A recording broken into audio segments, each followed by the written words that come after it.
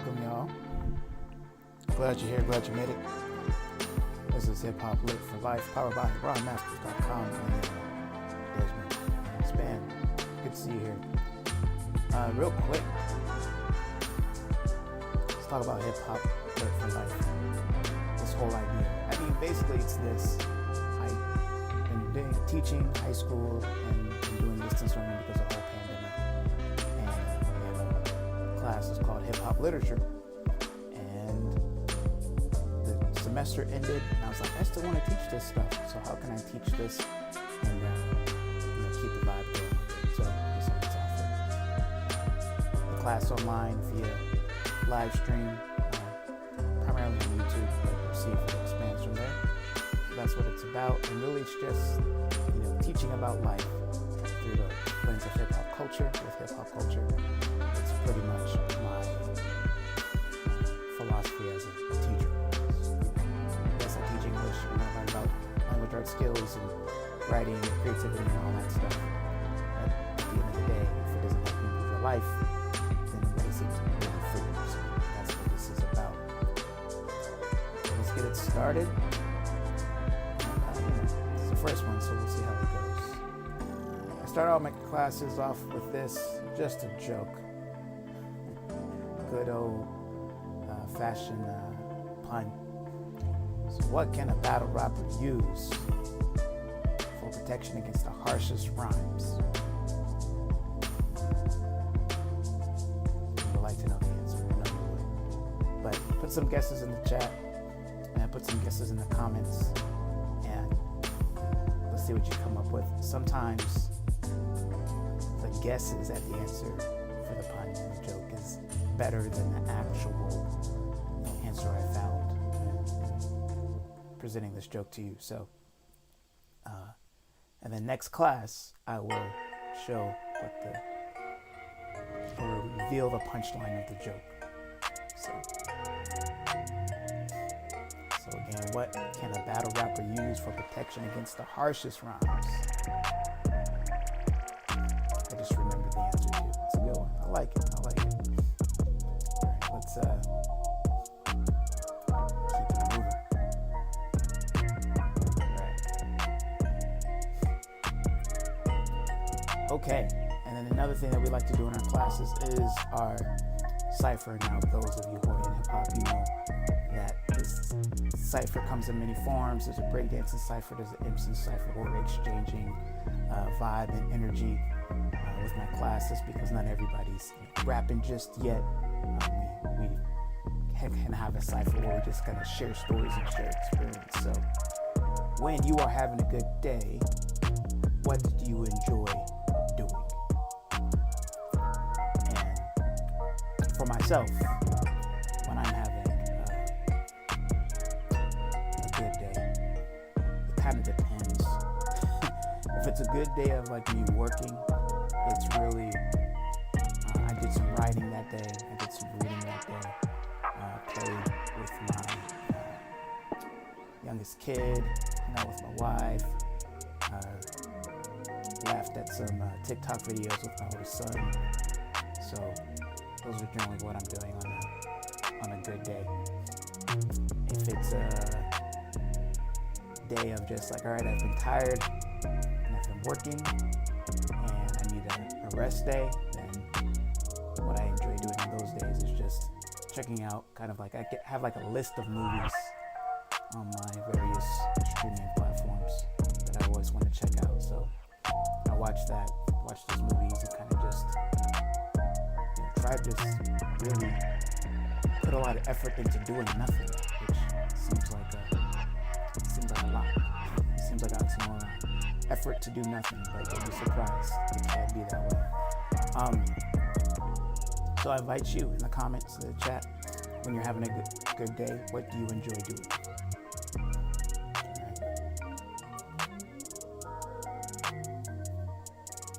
And how I'm going to run this, I'm going to run it as much as like a live class as well, while I can. So this first one, I'm kind of doing a practice, like a real practice, if you will. So it is going to be available for you to watch, obviously, because you're watching it now. But I invite you into the next class where you can actually participate, answer these questions, reflect on the lessons while it's happening. So, all right, let's keep moving. So we're going to focus on understanding your creative process. So I'm going to teach on the schedule right now. I have about 10 classes set up to teach online. Due to my life schedule, they're not going to be just like the next 10 Saturdays. So I'll let you know that the next one is coming up. And really, for these next 10 classes, I really wanted to focus on really the writing process.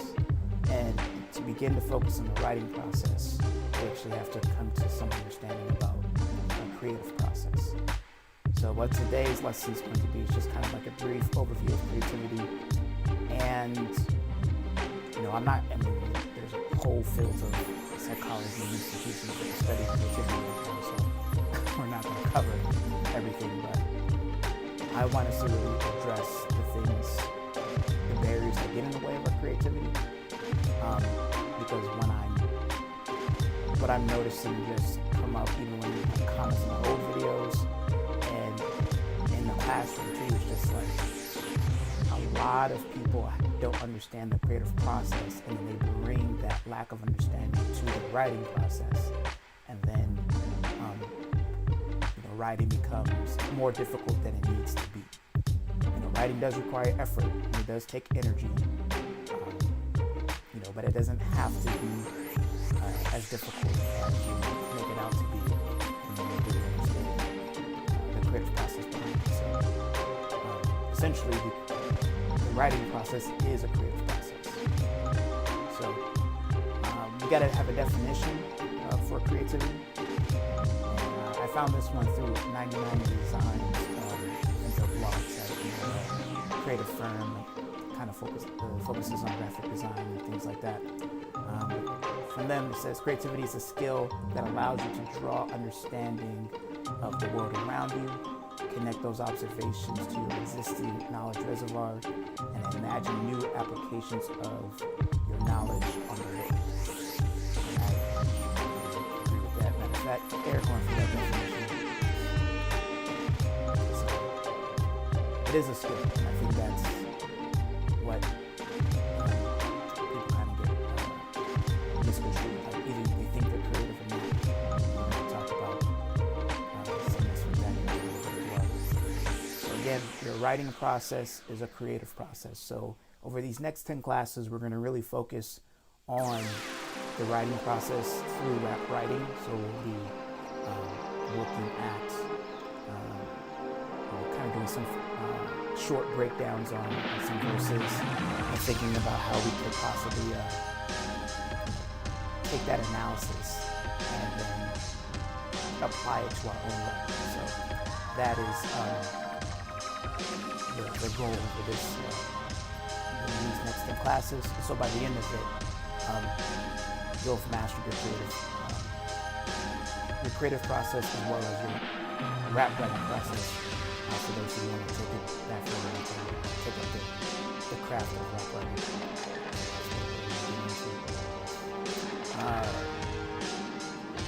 So I want to give you some time with this one. I'm going to give you 5 minutes on this question. So what has been your biggest challenge with creativity? Right? And it's good to take some time to reflect on our own experience with being creative. So I'm going to put 5 minutes on the clock. I'm going to take myself off the screen and just let you think about that question. And you can, when you watch this, you can pause it here if you want, or you can just let the 5 minutes ride out and just put your answers in the comments so I can actually take a look. I like to be able to respond and give you feedback. Or you can just write it down in your own journal. Or wherever you want to take it. So, 5 minutes on this. What has been your biggest challenge with creativity?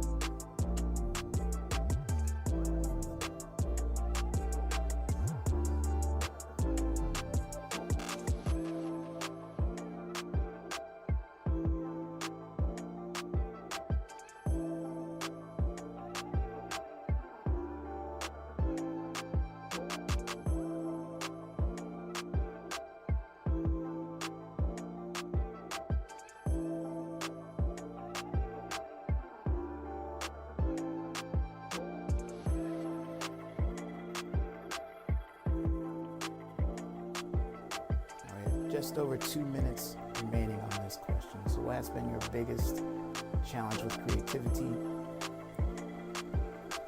And doing this in your journal or in the comments. And especially for this one, man, really share it. I would really love to see answers to this question. Because I think it's a little different for everybody. So about two more minutes. Move on.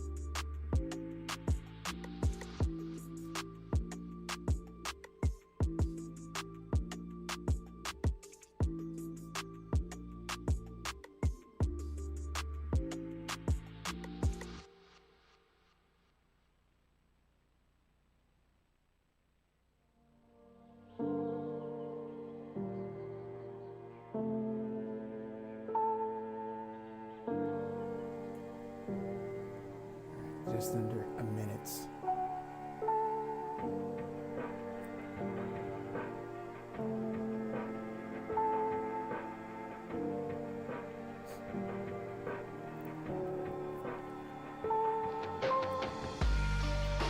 Thirty more seconds. Also, when I give you this time to do the writing, it's really good to be in the habit of trying to write for the whole time, because that is also the way you practice generating ideas, and that becomes a habit, and that helps your creativity as well.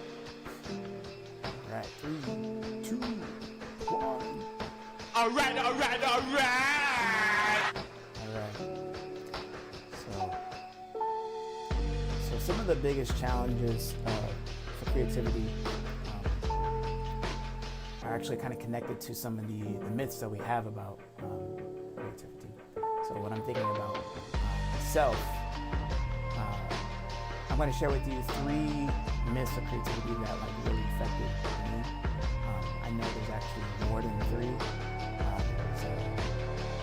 There's like some sites that will tell you 10. There's a book called The Creative Myth. It's really focused more on companies and business innovation that they list. But I'm just going to talk about 3 that come up for me. So the first one, what I like to call it, is the light bulb myth, right? It just came to me. And so how this one plays out is, when you believe this myth, it's like you believe you're a creative person when you can just all of a sudden have good ideas. And it's this idea that like, here's kind of like my main story with this is when I think I was probably like 10 or 11, and I was taking a road trip with my dad, and I was thinking like, okay, I'm into rap music. I want to write. I want to try my handwriting at this. It doesn't seem that hard. I can do it. So the long and short of this story is that I had my journal, I had my pen, and I think the only words I wrote on that piece of paper for that whole like 2-hour road trip was, "Do you rap?" And then I threw the pad away, never tried rap writing again until like, really like seriously, almost like another 10 years later. And what I remember in that moment was I thought it would be easy. I thought the ideas would just come because I listened to the music, and it didn't. It took a lot of effort to be able to develop the skill now. And I realized that me thinking that it would just be like, I'll just suddenly have good ideas, that's what blocked me from being creative. So I'm gonna give you 90 seconds on this one too. So when you believe in the light bulb myth, right? When you believe like the ideas are just gonna come to you, you don't have to really put any effort in. You just, have to just, if it's a good idea, it just appears. What happens? What happens when you believe the light bulb myth? All right, so I'm gonna give you 90 seconds on this one. Comments, let me know what you think.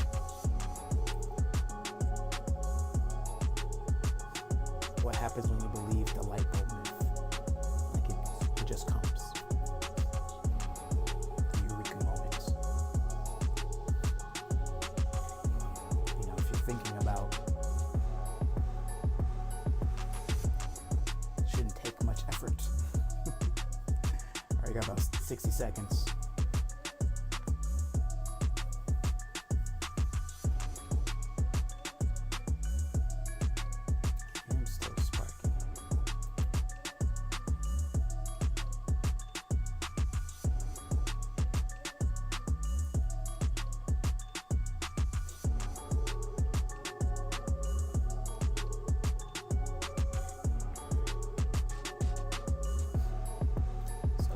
Next time when we're doing it live and you're watching and you're participating, and I'll be able to take a look at the chat and like see the ideas that are coming up with. So I'm looking forward to that.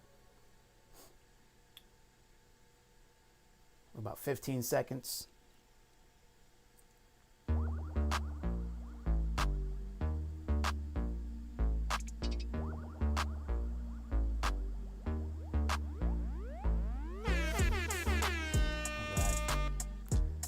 Myth number one for me was the light bulb myth.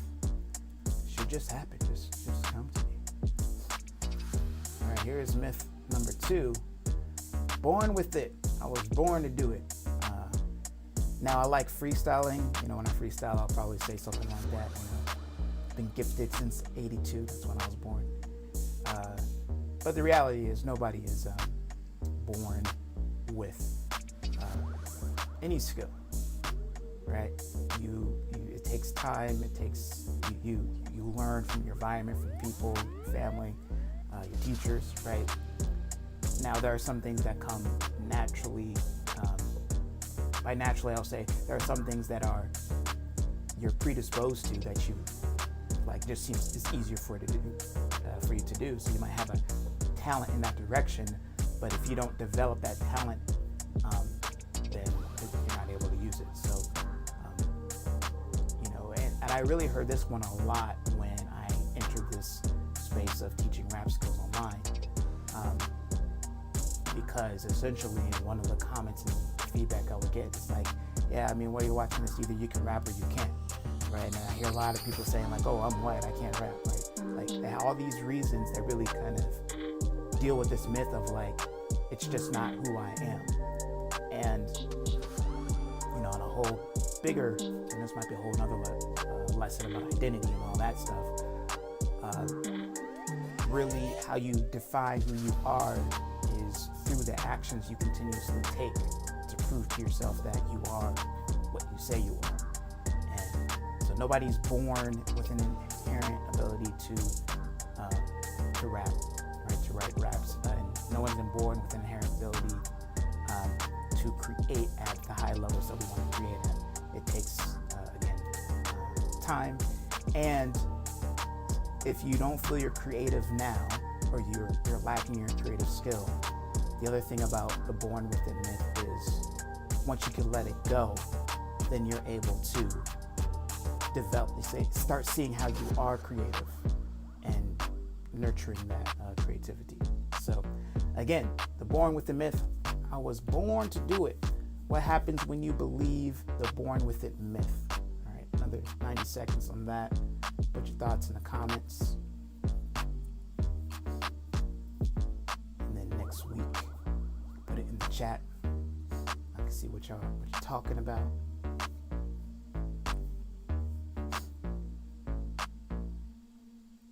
So the born to do it. I was born to do it.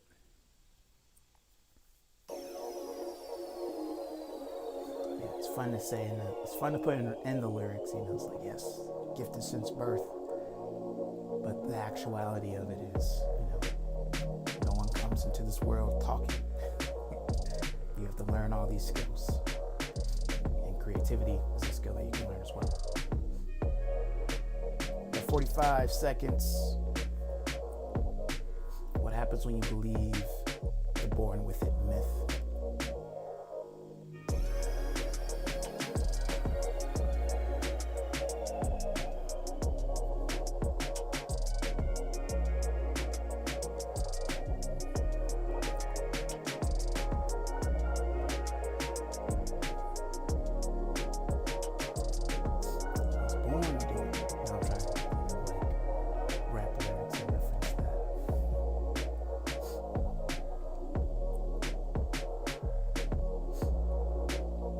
Like the natural talent thing.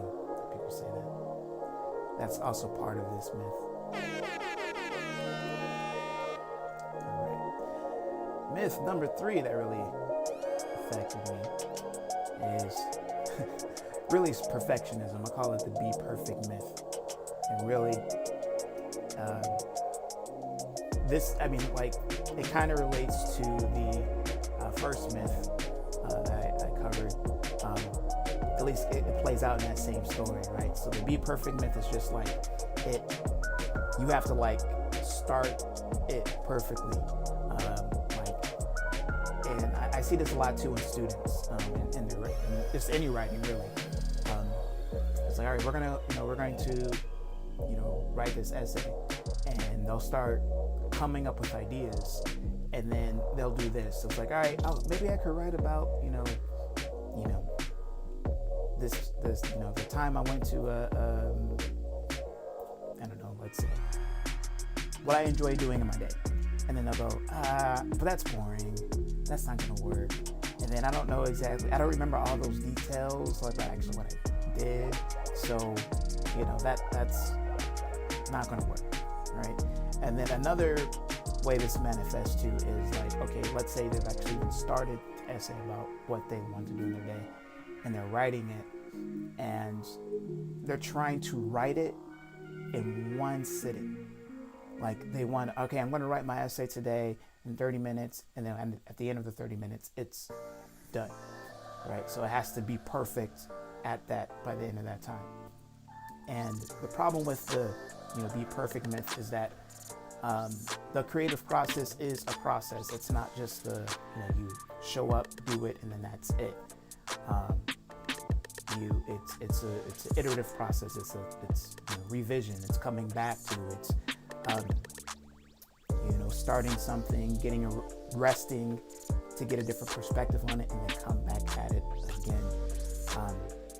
And I think the last little thing I'll say on this one is how I finally kind of broke free of these creativity myths, and really just the fear that kind of feeds all of it, is that in about my senior year of high school, I wrote, basically I was, feeling stuff, girlfriend drama and just teenage angst, all that. And I just picked up my journal and just started writing, just like madly writing, like, oh my God, I just gotta get it out, And I was feeling like it really sucks. Like as I'm writing, like, oh, this is crap, this is not good at all. Oh my God, And then I basically like threw the journal, not away like in the trash, but just kind of like out of my sight because I knew what I wrote was garbage. And then a week later, I pick up the journal, I start reading it, and I'm like, there's actually some things in here that, I like, that I was entertained by. And not everything was perfect, but then it was like, oh, I can, take my time with it to cultivate it into something that, that I want to share. And it doesn't have to be perfect the first time for me to be a creative person, for me to be a writer. So what happens when you believe the be perfect myth? How does that affect your creativity? Take some 90 seconds to reflect on that. The other thing about that myth is, let me hide this, you can see it. Nobody is perfect, right? We're all human. Part of humanity is accepting imperfection and still achieving in spite of it. So what happens when you believe the be perfect myth?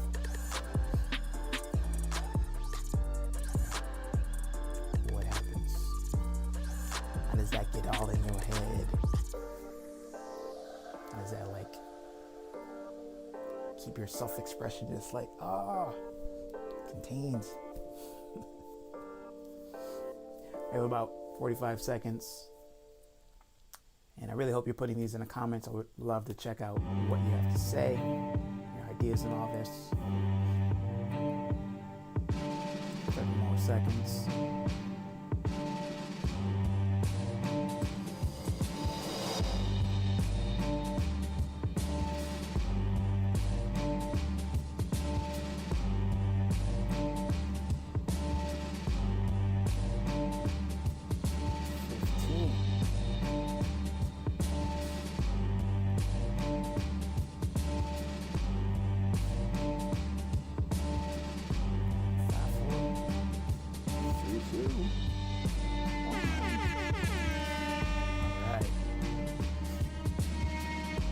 Those are the 3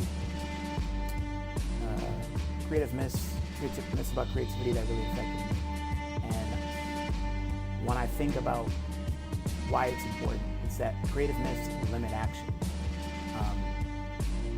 It is a skill that you can improve just like with action, right? And so if you go to be creative, you go to write that rap, you go to make that beat, you go to you work in class, and you're finding yourself telling yourself stories about like, oh yeah, I'm just not creative, then you're less likely to act in a creative manner, right? And because you're thinking like, either you're born with creativity or you're not. So all these kind of myths limit action, and then the assumptions and attitudes and beliefs that limit the creative action would just basically limit your development of your creativity. And that's why it's kind of important to understand that before you start researching creativity. I mean, I love doing it because when especially now I'm doing daily freestyling and all that, I'm really engaged in the mental process of what creativity is. And so really try to think about okay, how can I use brain science to really improve the experience of my freestyles for both myself and those who watch. And really what I start coming up against is just my own limits, right? So there's, I think, another saying out there where the only limit to your creativity is your imagination. So I kind of want to conclude on this before we kind of wrap up the last session for today. The mindset for creativity. So a mindset is, you probably heard, growth mindset and all that stuff. And, people have, misunderstandings about what a growth mindset is, but the idea of a mindset really is just attitudes, beliefs, assumptions that you have really about anything. And so you want, for your creativity, you want to have attitudes, assumptions, and beliefs that liberate your creativity. So you want to be telling yourself and get in the habit of telling yourself things that allow you to take action, take creative action, right? So me as a recovering perfectionist, my freestyles aren't perfect. And I try to limit myself to 3 takes on my freestyles. But every once in a while, it's like, none of the takes I like. And so then I'll record another one. And that's my old perfectionism creeping in. So if I were to, my old self would be like, it's not perfect. You're not doing it right. Just keep doing another take. And the thing that I don't do when I believe that story is actually publish and share, the freestyles. The thing that I don't do is share the rap verse when I'm telling myself it has to be perfect before I put it out there, right? So the more liberating belief is that, it's a process. I'll tell myself it's a process. I'll tell myself, it's not as bad as it seems in the moment, because that's still true for me, where it's like the energy and the effort that goes into creating can warp my perception on whether I'm enjoying it or not, or whether it's effective or not. So time and time again, I tell myself that, which allows me to release, publish the freestyles, publish the verses, and stay creative. And so that's what I want to encourage for you as we kind of take this 10-class journey together, is start thinking about the attitudes, assumptions, and beliefs that you can cultivate to liberate your creative potential. And we're going into this. So basically, to be creative and to develop the skills, it takes effort. It is a marathon, not a sprint. So that kind of gets to this idea of like, yes, when you go to sit down to write that verse, you may not write that verse in that one writing session, right? And that's okay. That's actually part of the process. Because, let's talk about the light bulb moment real quick. So, yes, good ideas can just seem like they come out of nowhere, but what has been proven through research on it, and my own experience can attest to this as well, excuse me, is that you put the effort in to work on the creative challenge that you have. You get to a point where it's just not clicking. You step away, you rest, you don't think about it. And then the subconscious part of the brain, the subconscious networks of the brain go to work and start making connections. And then, when you're relaxed, like a lot of people have ideas in the shower, because they tend to be in a relaxed environment. Then you get the, oh yeah, I could just do this, or oh yeah, here's the idea. You get that eureka light bulb moment. But that doesn't happen without all that effort on the front end, to kind of tilling the soil, if you will, for the bulb, right? Different type of bulb, right? The bulb to flourish as a new idea. So you have to put the effort in. It's a marathon. It only takes one step to finish the marathon, but how many steps does it take to actually run the whole thing, right? But to complete it, you just got to do one, but it doesn't happen without all those other steps. And lastly, this takes time, right? It's a journey, and this is, time and effort are pretty much like the things that we're always trying to manage. The brain is trying to manage. So when we have that impulse to be creative, that desire to be creative, that reward that comes with self-expression, we want to get to it quickly, in the shortest amount of time possible. But when we recognize that it's a journey to really get to that,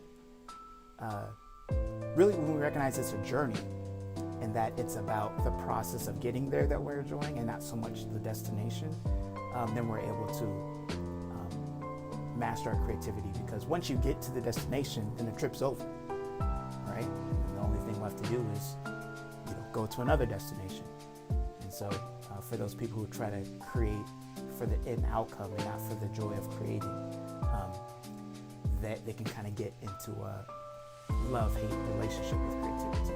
So, all right, some reflection questions for you to think about to, again, help you look at your own process with this is, how might you describe your creativity? All right, how might you describe your creativity? And the next one, I think what I'm gonna do is, just because I'm getting to the end piece here, is I'll give you the reflection questions to go over, and then I'll give you like a little bit of time at the end to process them. So, how might you describe your creativity is one of the questions. Let's see, what are your beliefs about creativity, and then how do they affect your creative process? And let me see, did I do? Yep, and then the third one is, what do you wonder about your creativity? Right, where can it, what are your questions about it? So let's do that. Let me give you, so this is a note for myself here. I'm gonna rotate to these three questions, and I'll give you 5 minutes to kind of just reflect on that, and then we'll wrap it up.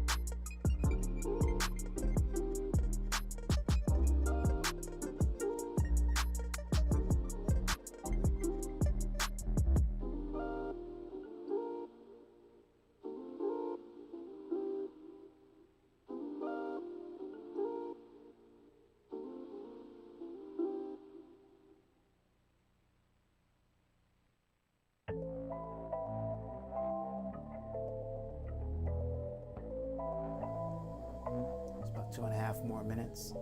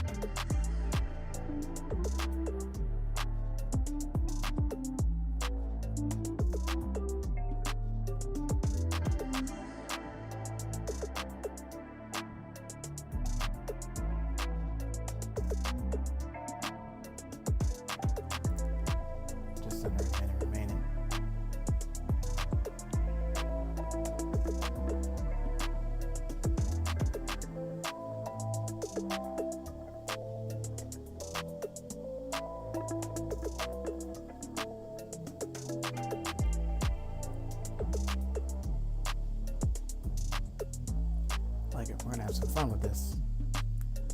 You know, beginning of a lot of classes, you gotta do the whole, covering big ideas and big topics, but we're gonna get into, the nitty-gritty of rap writing. Explore the. All right. So that's what some of the next classes are going to be. All right. So speaking of the next class, and if I am not mistaken, let me check my calendar real quick. I don't want to tell you wrong. Can't tell you wrong. Okay. All right, we have a little bit. Oh man, I'm so busy. I didn't realize it's going to be that far out. Well, maybe I'll try to get something in sooner. But right now, it looks like. Really? That's really the schedule? March 20th? I don't know. We'll see if I can get to you sooner. But wow. Alright, we'll figure it out. We'll figure something out. So right now this class is scheduled to be March 20th. That's going to be the next one. And yeah, I'm a busy man. What can I say? But we'll get into understanding the writing process. So we'll similar process as far as some of the questions. We'll really be looking at when you go to put the pen to the paper, right? Or you put your fingers to the screen, which gets us to our final question here. So when I'm doing it live, we end with this or that kind of question, right? And I would say like, okay, here's your choices. Notebook, do you prefer writing in a notebook, or do you prefer writing like on a phone or a digital screen or something to that effect, right? So you can let me know in the comments. But if we were doing it live and you're right here with me right now, I would count, be a count of 3, and then you would basically just like enter your answer. So I guess I'll mock how it will go when you're live. So live, how it works is, all right, so in the comments, right, you're gonna put notebook or phone. Which one do you prefer to write in? And you're gonna wait until I count to 3 before you hit enter, and then we'll see what the result is, all right? So notebook or phone, which do you prefer to write with? And here we go, 1, 2, 3. Oh, that's crazy. I don't know, just reacting for you.